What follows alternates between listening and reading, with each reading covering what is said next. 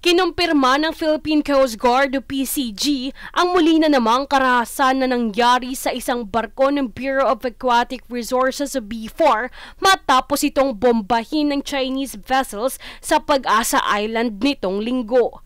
Ayon sa PCG, lumapit umano ang pwersang pandagat ng China, partikular ang Chinese Coast Guard vessel na may bow number 21559 at binombahan ng kanilang mga water cannon ang mga sasakyang pandagat ng Pilipinas.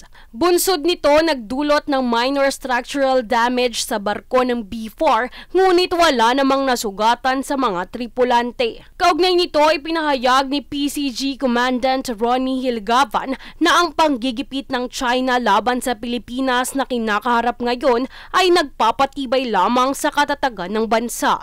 Ang mga mangingisdang Pilipino umano ay umaasa sa mga katubigang ito, kaya naman hindi dapat isuko ang ating teritoryo sa anumang dayuhang kapangyarihan.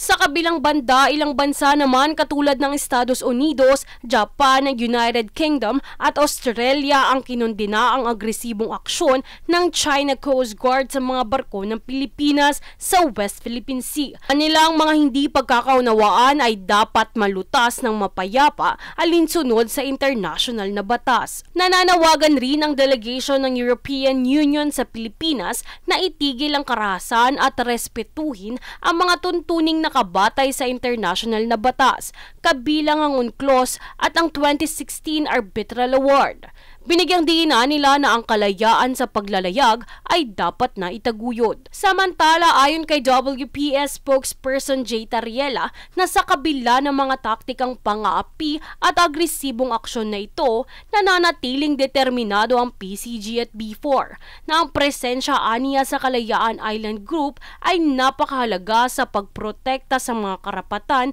at kabuhayan ng mga mangingisdang Pilipino.